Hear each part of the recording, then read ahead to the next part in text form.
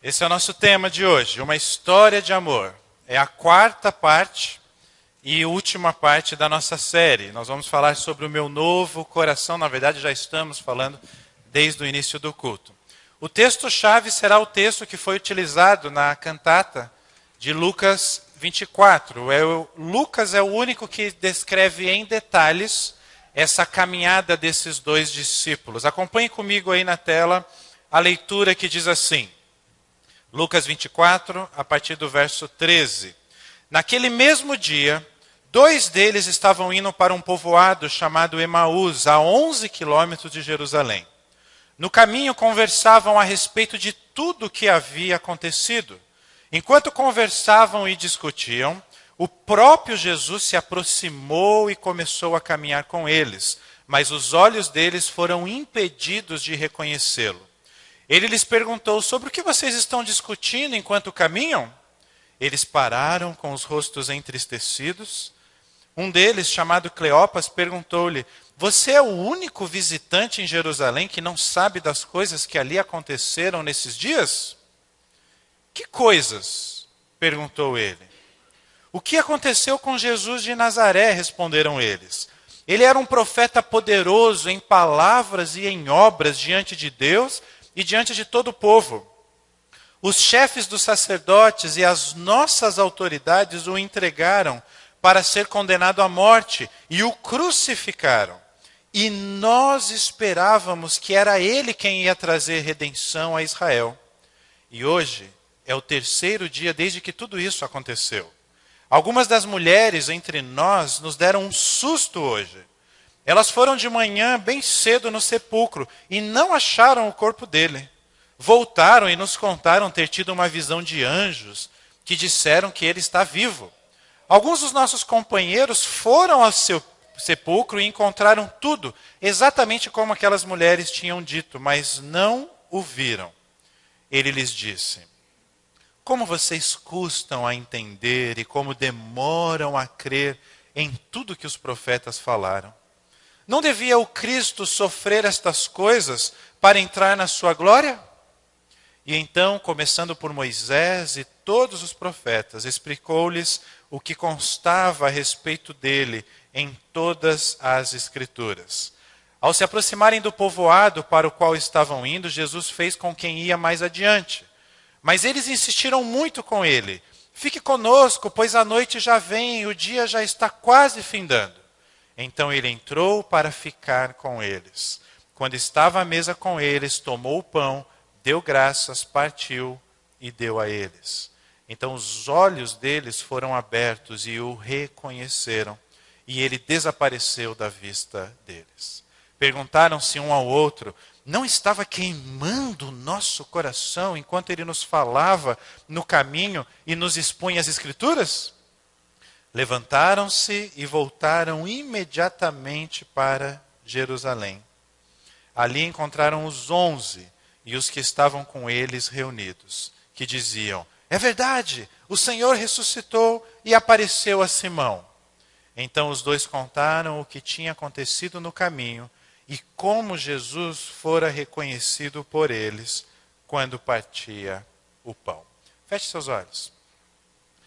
Senhor, esta é a tua palavra. Não é invenção humana, nem é fruto de imaginação. Mas, ó Deus, ainda que seja a tua palavra, ainda que seja a verdade, ainda que seja um fato histórico acontecido, se o teu Espírito Santo não nos iluminar agora, esta palavra não transformará as nossas vidas. Por isso, humildemente te rogamos, sê conosco, ajuda-nos a compreender não somente o texto e o contexto, mas entender o que o Senhor quer para as nossas vidas diante desta história. Assim nos colocamos diante de ti, em nome de Jesus. Amém. Meus irmãos, o texto começa dizendo naquele mesmo dia. Naquele mesmo dia, como foi mostrado aí no filme e na cantata, está se referindo ao dia de hoje, ao domingo da ressurreição. Os acontecimentos que antecedem o verso 13 é exatamente essa visita das Marias, de Salomé, ao sepulcro, e eles não encontram Jesus, o anjo fala com elas falam com os discípulos, alguns vão até lá, confirmam. Naquele mesmo dia, provavelmente no período da tarde, esses dois homens, eles saem de Jerusalém em direção a Emaús. Eu coloquei aqui um mapa para você visualizar como é uma região montanhosa. Esse mapa ele nos apresenta um pouco do relevo. Jerusalém ali ao centro, Emaús à sua esquerda. Então, Jerusalém era uma cidade alta, era uma região alta. Para chegar em Jerusalém era necessário subir. Emaús era um vilarejo, baixo relevo. Vejam ali a região rochosa que há ali. Nós estamos falando de desertos, de pouca planície, como nós temos aqui representado. E também pouca vegetação, região mais desértica. O fato é que esses homens, eles desceram, eles estavam indo para esse povoado. Diz que nós temos a distância no texto bíblico aí, 11 quilômetros, separava Jerusalém de Emaús. E o texto bíblico diz que esses homens conversavam a respeito de tudo o que estava acontecendo, o que tinha acontecido. E diz que eles conversavam e discutiam. Meus amados irmãos, aqui nós temos a primeira verdade e a primeira aplicação para as nossas vidas. Quando nós conversamos demais e pensamos demais, quando o foco dos nossos pensamentos e das nossas conversas está no passado, ou fica no passado, normalmente nós sofremos. E nós sofremos por dois motivos, porque quando o nosso foco está no passado, nós perdemos uma esperança, ou perdemos a esperança para o futuro. Ou nós esquecemos das promessas do passado. Existe um técnico de futebol, o melhor atualmente no Brasil, que tem uma expressão famosa que ele diz, fala muito. Né? Parece que de alguma forma, aqueles dois discípulos, eles estavam entristecidos, o texto é claro. E às vezes em momentos de tristeza nós não temos muito o que dizer. Parece que a discussão deles, a conversa deles não estava ajudando os dois em nada, pelo contrário. Porque eles não conseguiam olhar para o futuro e não conseguiam enxergar as promessas do passado que falava daquele domingo que eles estavam vivenciando. O fato é que quando nós estamos com o foco errado nas nossas vidas, Jesus, ele de forma misericórdia, com amor, ele entra no nosso caminho para nos trazer equilíbrio. É isso que está acontecendo aqui. Dois discípulos descendo para Emaús, fora de foco. Mas Jesus literalmente entra na história destes homens. Jesus entra no caminho desses homens para mudar o foco deles. Alguém já disse que excesso de passado nos leva à depressão e excesso de futuro nos leva à ansiedade. Se você é uma pessoa que tende à depressão, é porque aconteceram coisas lá atrás que você não consegue esquecer, não consegue se largar. Se você é uma pessoa muito ansiosa, provavelmente é porque você não consegue viver o hoje. Você já está pensando no futuro, no futuro, no futuro. Nós somos assim por causa do pecado. Jesus entra no nosso caminho para trazer equilíbrio, para nós pensarmos no passado sem ficarmos depressivos, para nós pensarmos no futuro sem ficarmos ansiosos. O equilíbrio está na pessoa de Jesus Cristo. Por isso que o texto diz que os olhos deles, naquele momento inicial, foram impedidos de reconhecê-lo. É como se os olhos daqueles homens estivessem tapados, é como se eles estivessem com os olhos fechados. Agora, para refletir comigo sobre uma coisa. Não é verdade que quando nós estamos preocupados, quando estamos com preocupações nas nossas vidas, a gente anda para um lado, anda para o outro, anda pela rua, anda de carro, conversamos com pessoas que conhecemos e pessoas que não conhecemos. E, na verdade, estamos tão preocupados que nós nem conseguimos olhar para o rosto dessas pessoas. Nós simplesmente não enxergamos quem está ao nosso lado. Nós não olhamos para os seus olhos, nós não sabemos a sua expressão, porque nós estamos cabisbaixos, porque nós estamos reclamando, porque estamos falando disso, e entramos num comércio e falamos com a pessoa, e mexemos com a nossa carteira, e passamos o cartão na maquininha, e nem olhamos para a cara da pessoa, porque nós estamos preocupados. Às vezes não olhamos para o rosto dos nossos filhos, dos nossos cônjuges. Dentro de casa, você pode passar uma semana, para não exagerar, um mês, sem sequer olhar para as pessoas que estão ao seu redor, porque você está preocupado, porque você está depressivo, porque você está ansioso. Era essa a situação daqueles homens. Isso me lembra o apóstolo Pedro. Nós vimos durante os nossos estudos essa semana, quando Jesus o chama para caminhar sobre o mar. Enquanto Pedro tinha o foco em Jesus, enquanto Pedro estava olhando para Jesus, ele conseguiu caminhar sobre o mar pela fé em Cristo. Mas a partir do momento, o texto diz que veio a tribulação. O texto diz exatamente assim: quando ele reparou no vento. Está lá em Mateus 14. Quando ele reparou no vento, ele ficou com medo, ele afundou e ele gritou. São os verbos que estão no texto bíblico. Quando nós estamos focados na cruz, quando nós estamos focados na tumba vazia, como essa imagem, quando nós estamos focados em Jesus, nós lidamos com as nossas tribulações de forma diferente. E perceba que eu não estou dizendo que nós não passamos por tribulações.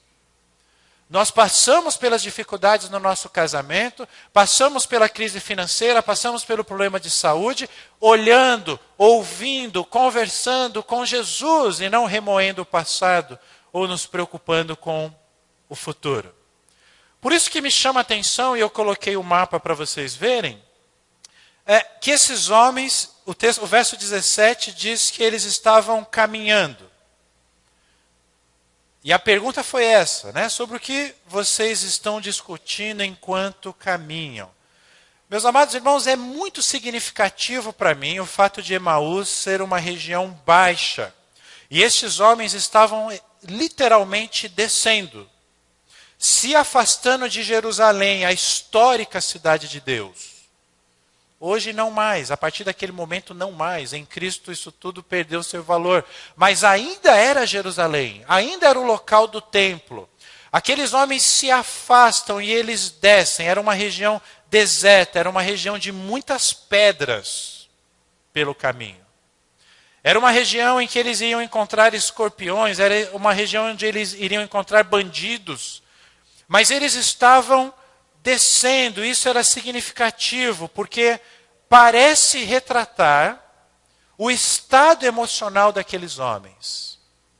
Eles saem de Jerusalém, desapontados, desanimados, e caminham para Emaús. O fato é que o texto diz que eles, diante da pergunta de Jesus, sem saber que era Jesus, eles param. E eles ficam extremamente entristecidos. Para pensar na situação. Você caminhando, conversando com a pessoa que está do seu lado aí, e vocês estão dando uma caminhada, aí chega um terceiro sujeito, e esse sujeito faz uma pergunta ou fala alguma coisa que para você foi tão impactante que você para de caminhar. E fica com o rosto entristecido.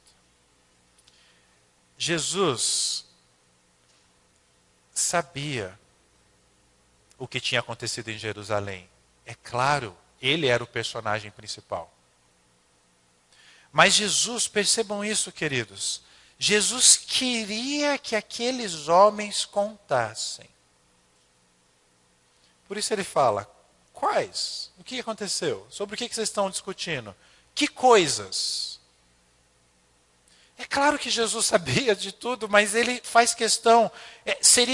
Jesus nos ensina aqui que nós descobrimos por meio da leitura desse texto, principalmente pela continuação, que seria bom para aqueles homens contarem a respeito do que havia acontecido com Jesus de Nazaré. É isso que diz o verso 19. Que coisas? O que aconteceu com Jesus de Nazaré? Sabe o que eu estou querendo dizer para você? O seguinte: nós devemos pregar a mensagem da Páscoa. Nós devemos pregar a mensagem do Evangelho todos os dias para nós mesmos, em primeiro lugar. A Páscoa é o Evangelho. E é exatamente aqui que está o link do nosso tema. É exatamente quando nós fazemos isso que nós começamos. Este é o princípio para nós termos um novo coração. Eu não tenho dúvida de que a missão que Jesus nos dá, de nós fazermos discípulos, e como que a gente faz discípulo? Anunciando o Evangelho. Eu não tenho que convencer ninguém, eu não tenho que obrigar ninguém a aceitar o que eu creio, mas eu preciso contar essa história, o que aconteceu com Jesus. Eu não tenho dúvida que a nossa missão de fazer discípulos, contando o Evangelho, não é apenas assim para o novo discípulo, mas Deus determinou que fosse assim porque Ele sabe que isso seria fundamental para a minha fé. Meus amados irmãos, é notória a diferença de um discípulo que está fazendo discípulo e de um discípulo que não está fazendo discípulo. Um discípulo que está fazendo discípulo, ou seja, cumprindo a sua missão, ele está animado, ele tem problemas em casa, pode ter problemas de saúde, problemas financeiros, mas isso não o incomoda muito, porque o foco não está nele mesmo, o foco está na missão de fazer discípulo. Jesus sabe que seria assim. Fazer discípulo não é somente uma dádiva, uma bênção para quem se torna discípulo, mas para quem também está ensinando. Ao contrário daquele que cruza os seus braços para a missão, e a partir de ao cruzar os seus braços, ele começa a olhar para a sua vida. Para o videogame que ele não pode ter, para o carro que ele não pode ter, para a namorada que ele não pode ter, para as pessoas que não amam ele, para a igreja que não toca a música que ele gosta, para o pastor que torce para o Corinthians. É o melhor. E assim vai, coisas sérias, mas estou usando de bom humor também, para nós entendermos. Nós precisamos nos lembrar constantemente dessa história de amor que nós vimos nessa série, estamos vendo. Esse é o caminho para nós termos um novo coração, termos uma vida transformada. Só quando isso acontece, os nossos olhos se abrem. É o que acontece no texto. Nós passamos a ver tudo com uma nova perspectiva. Os problemas continuam os mesmos nas nossas vidas. Aquele professor chato da faculdade continua chato. Mas o meu foco está em Jesus e não nas pessoas chatas. O meu foco está em Jesus e não se partido A ou partido B está ganhando a disputa em Brasília. O que não significa que eu sou alienado. Não, eu oro. E quando necessário eu me manifesto também. Mas entendam um ponto. As questões emocionais do meu dia a dia, elas ficam para trás. O que importa é o Jesus que está caminhando comigo. Aqueles homens estavam abalados, estavam destruídos. Estavam com o coração duro. Mas o seu coração é aquecido não porque eles encontraram um oásis no deserto, não porque eles receberam uma boa notícia, não porque eles compraram um camelo novo, mas simplesmente porque os seus olhos foram desvendados e eles perceberam que Jesus estava do lado deles o tempo todo. E você não faça a pergunta, mas será que Jesus está do meu lado? Ele está porque ele ressuscitou. O teu problema é que você não está enxergando Jesus do seu lado. Nós somos assim, nós nos afastamos de Deus, nós perdemos o foco das coisas mais importantes e colocamos o foco nas coisas passageiras da vida. Nós trabalhamos, ou melhor, nós não trabalhamos como deveríamos, pensando na vida eterna. E esses homens parecem revelar isso quando eles dizem no verso 21, nós esperávamos que era Ele que ia trazer a redenção. Perceba que interessante. Nós estamos em 2016 lendo esse texto e eles falando, nós esperávamos que Ele que Era ele que ia trazer a redenção. Nós já sabemos o final da história. Nós estamos lendo numa perspectiva séculos, milênios depois. Agora é curioso, porque Jesus nos chama para contar essa história também. E, meus amados irmãos, nós corremos o mesmo risco desses dois discípulos. O mesmo risco, porque Jesus havia avisado que isso aconteceria. Aí você pega a Bíblia e se sente, né? Igual a gente fez essa semana, a gente leu Marcos juntos, né? Aí você fala, aqui, ó, Jesus falando que ia acontecer. Aí você chega nos discípulos de Emaús, fala, olha lá, que bobão, mas são muito tolos mesmo. Jesus não falou que isso ia acontecer? Como é que eles não estão percebendo isso? Como que eles estão saindo de Jerusalém? Só que Jesus também disse que ele vai voltar de novo. E isso ainda não aconteceu. E Jesus disse que enquanto ele não voltar, nós temos que fazer duas coisas. Anunciar o Evangelho, e o símbolo de que você está anunciando o Evangelho é batizar pessoas. E celebrar a Santa Ceia. Faça essas duas coisas até que eu volte. Pregue o Evangelho, batizem, em nome do Pai, do Filho e do Espírito Santo. E antes dele morrer, ele falou, celebrem a Santa Ceia até que eu volte. Jesus estava ao lado daqueles homens. E parece que, a partir da presença de Jesus ao lado deles, eles compreenderam tudo que a Escritura dizia a respeito de Jesus. Sabe esse livro aqui? A Bíblia? Aqui diz o que já aconteceu e o que vai acontecer na sua e na minha vida. E assim como os dois discípulos no caminho de Emaús, Jesus está literalmente ao nosso lado. A única diferença é que ele não está mais de forma corpórea. Ele está espiritualmente. Mas é o mesmo Jesus. Na verdade, esse corpóreo aqui, junto com os discípulos, já era um corpo glorificado, porque ele já tinha ressuscitado. Ou seja, não tem muita diferença do Jesus que está diante de nós todos os dias. As evidências são enormes nesse texto. O texto chega a ser curioso. Eles falam para Jesus, eles falam, olha as evidências. Ele fala, hoje é o terceiro dia. É o terceiro dia mesmo que ele falou que ia ressuscitar. Aí ele fala, não, as mulheres deram um susto hoje, as mulheres foram lá, não encontraram Jesus no terceiro dia. Como é que eles não associaram essas coisas? Ah, mas é porque era mulher não, eles não valorizavam a mulher. Tudo bem, mas elas falaram que tiveram uma visão de anjos. E para piorar ainda mais, ou para melhorar ainda mais as evidências, os discípulos, alguns homens, um deles Pedro, foi até o túmulo e de fato comprovou que era verídica a história das mulheres. Meus amados irmãos, as evidências estavam diante deles. E deixa eu trazer isso para 2016. As evidências estão diante de nós. Jesus voltará, está na Bíblia. E quem sabe Jesus não está como no verso 25 dizendo para mim e para você: como vocês, meus amados discípulos da Igreja do Jardim América, a começar pelo pastor, como vocês custam a entender e como vocês demoram a crer.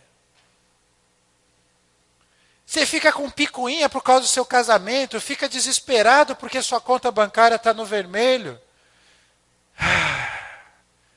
Como você, Marcelo, custa entender e como você demora a crer. Pare de olhar para este túmulo vazio.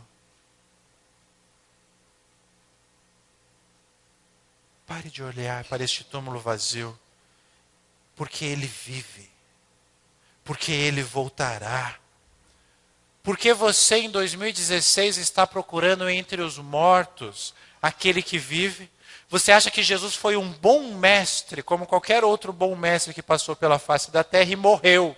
Só que o anjo fala exatamente isso. Você está procurando entre os mortos. E nós estamos em 2016 procurando Jesus entre os mortos. É o Jesus histórico, é o Jesus sem a fábula da Bíblia, é o Jesus, segundo os especialistas, não bíblicos.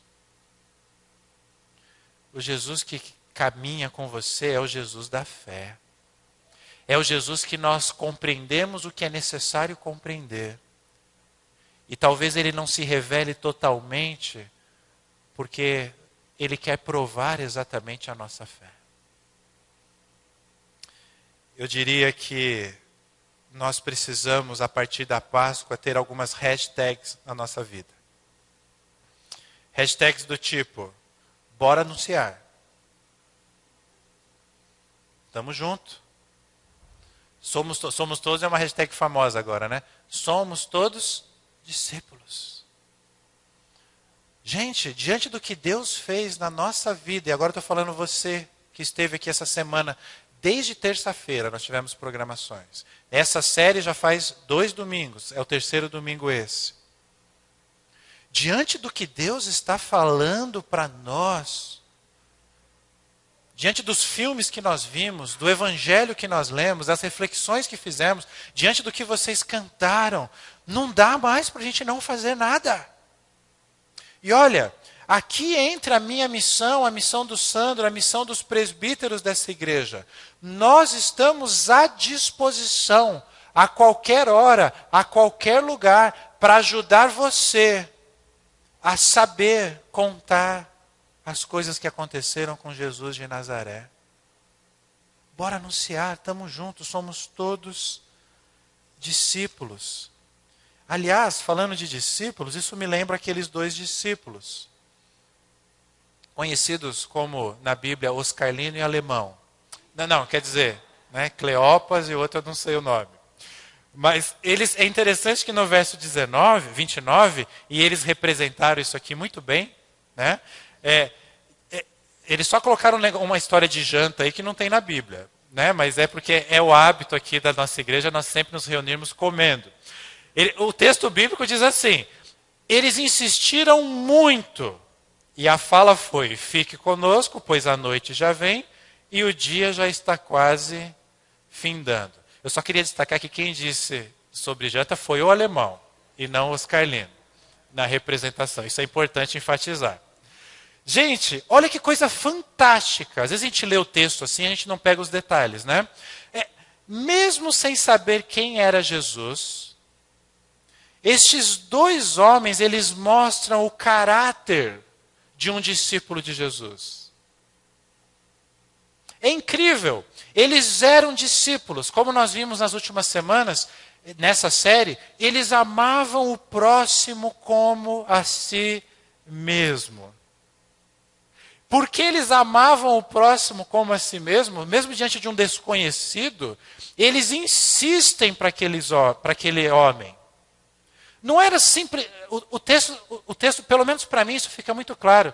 Eles não insistem porque a companhia daquele homem, a gente sabe que é Jesus, eles não sabiam, era agradável. Não! O texto deixa claro que eles insistem por amor. Eles insistem por preocupação com aquele homem. E aí sim nós podemos imaginar algumas coisas como a representação aqui imaginou.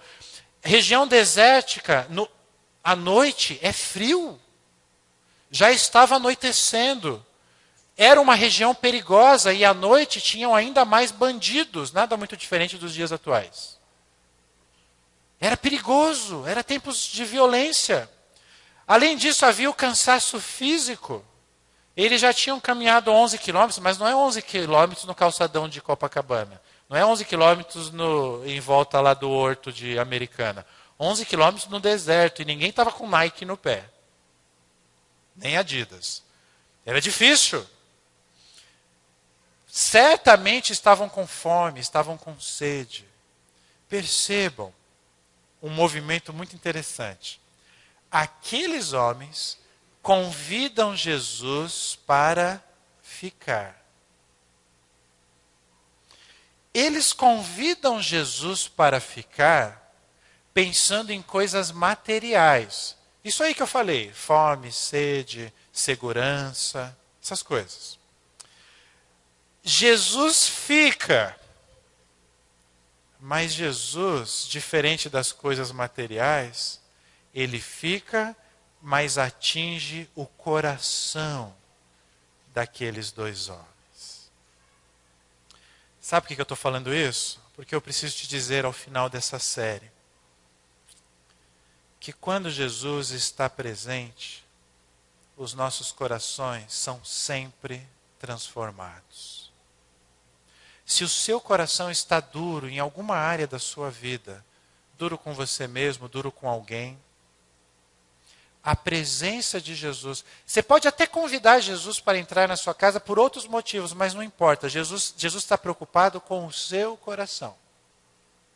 E Ele vai trabalhar o seu coração. O oposto disso, quando nós não estamos próximos de Jesus, quando Jesus não está presente, nós servimos a vida como a maioria das pessoas. E como que a maioria das pessoas vivem as suas vidas?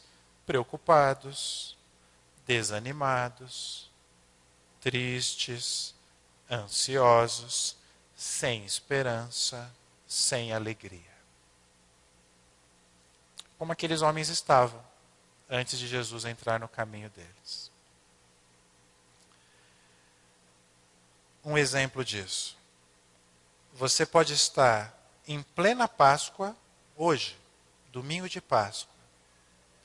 Você saber dessas histórias de Jesus, saber quem é Jesus, e por algum motivo, em plena Páscoa, você está triste.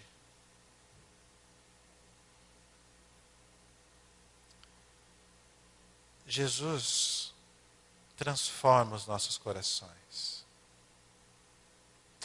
Existe uma história melhor do que a história que você conta para você mesmo. Essa história é uma história de amor. E deixa eu concluir dizendo para você que para nós entendermos essa história de amor, nós precisamos reconhecer a Jesus. Porque eu estou falando aqui, e você pode estar perguntando, tá, mas o que eu preciso fazer? Você precisa fazer o que aconteceu ali.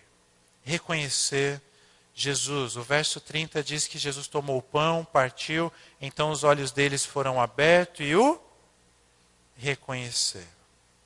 Nós só reconhecemos Jesus pelo partir do pão. Porque o partir do pão é um símbolo para nós. O pão simboliza o seu corpo. E o partir simboliza o seu sofrimento na cruz. Você não vai reconhecer Jesus de outra forma, se não for reconhecendo o que Ele fez na cruz por você.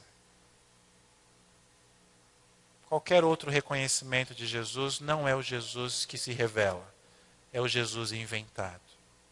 O Jesus que se revela é o Jesus que se entrega o seu corpo, que sofre na cruz. É por isso que os homens dizem no verso 32, não estava queimando o nosso coração? Eu fui no texto grego aqui, o queimando é a palavra kaio ou kaiô, que significa colocar fogo, lógico, ou iluminar. O que é curioso quando nós pensamos no significado da palavra kaio ou kaiô, é que o fogo destrói.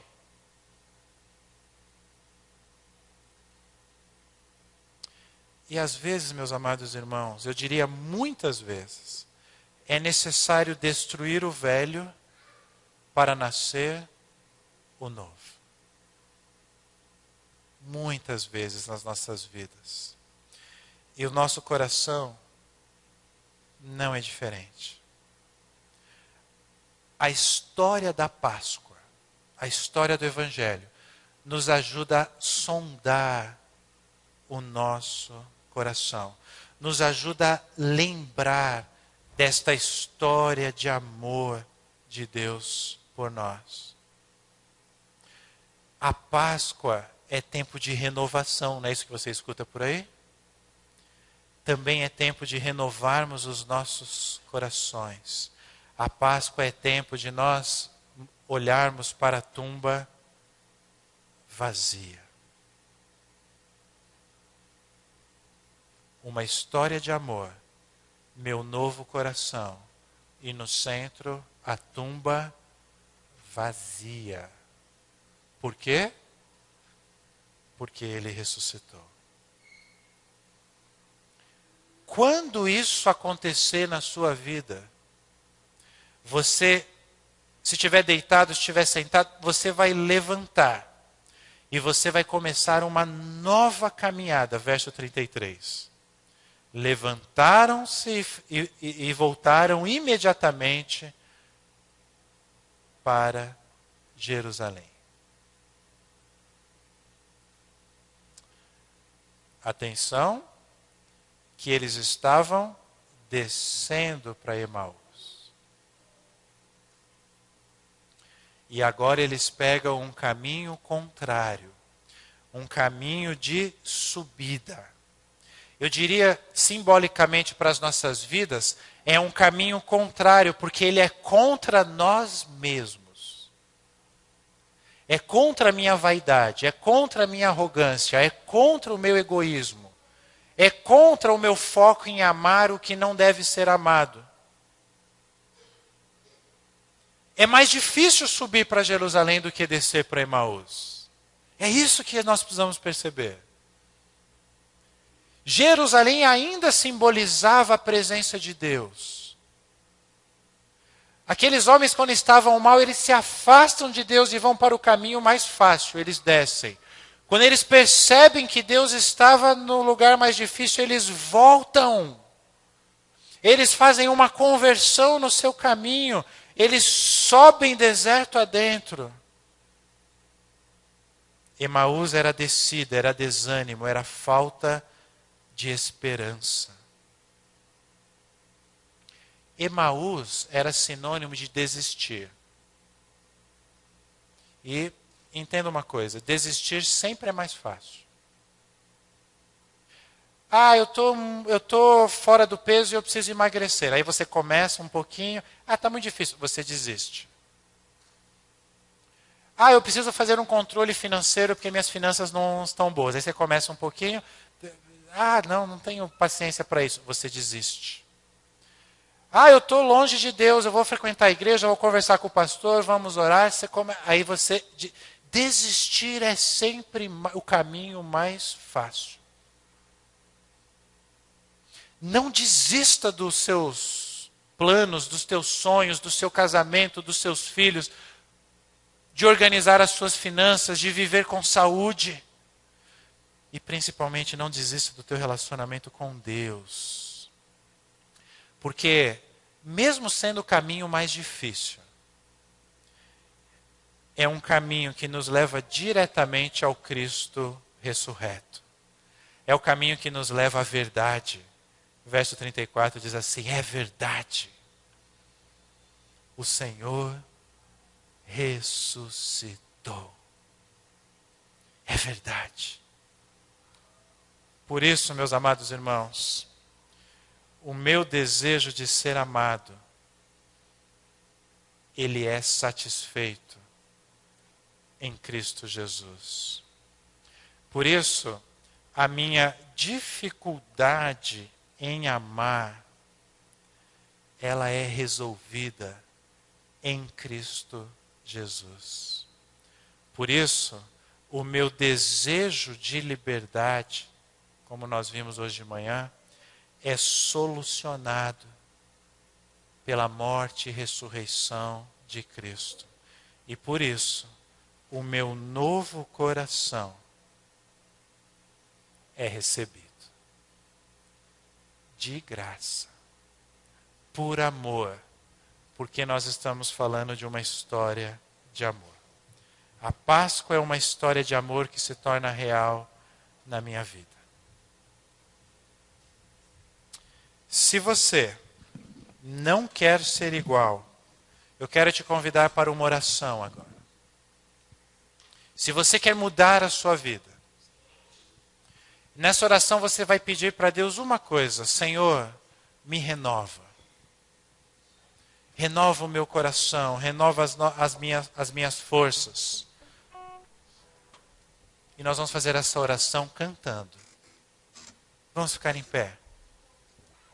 Peça ao Senhor: Senhor, eu entendi essa história de amor.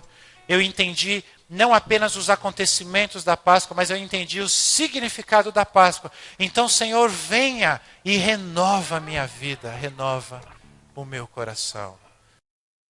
Ó Pai querido, nós reconhecemos que, ó Pai, nós precisamos ser diferentes, ó Pai. Nós precisamos que o Senhor renove, que o Senhor nos dê um coração como o teu, ó Pai. Que o Senhor renove as nossas esperanças, que o Senhor nos dê alegria de volta, que o Senhor nos dê, ó Deus, a capacidade de pensarmos no Senhor e na nossa missão, mais do que pensarmos em nós mesmos e nos nossos interesses. Nós reconhecemos como igreja do Senhor que somos falhos, mas a mensagem da Páscoa, ó Deus, nos traz esse foco no que é mais importante na vida, ó Pai. Por isso, Deus, nós declaramos que precisamos de Ti. Quem sabe esta Páscoa de 2016 marque o início ou o reinício de uma fase em nossas vidas, ó Deus, da mais íntima e plena comunhão contigo, ó Pai. Nós cremos que isso é possível porque o Senhor ressuscitou, porque o Senhor está neste lugar e porque o Senhor nos ama, ó Pai. Por isso nós te pedimos, em nome de Jesus.